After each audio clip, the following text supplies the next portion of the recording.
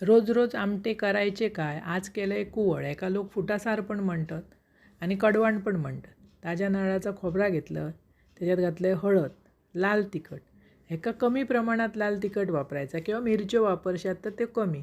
जास्त भगभगीतपणा होता कामा नये, तरच तो कुवळ भारी लागतं. मीठ घातलं, अर्धो कांदो आणि चिंच घालून ना बारीक गिलगिलीत वाटून घेत. जेवढा बारीक वाटशात तेवढं कुवळ भारी लागतं. त्याच्यानंतर एक पातेला घेतलं, त्याच्यात घातलं आहे तेल. फोडणीक घातलं आहे मोहरी तडतडल्यावर हिंग घालायचो आणि वरसून कढीपत्तो घालायचो. साधी सोपी पद्धत पण एकदम टेस्टी लागतं कुवळ. असं करून बघा. वरसून वाटप ओतलं आहे, ह्याच्यात तुम्ही भेंड्याची आमटी करू शकतात, बटाट्याची आमटी करू शकतात. बरेच प्रकार होतात ह्या वाटपात. तिखटाण कमी करायची, जास्त करायची नाही.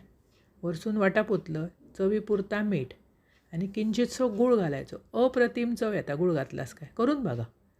एकदा केलात ना की परत परत करून खातालास. ह्याच्याबरोबर बटाट्याचा काप, वांग्याची भाजी एकदम अप्रतिम लागते.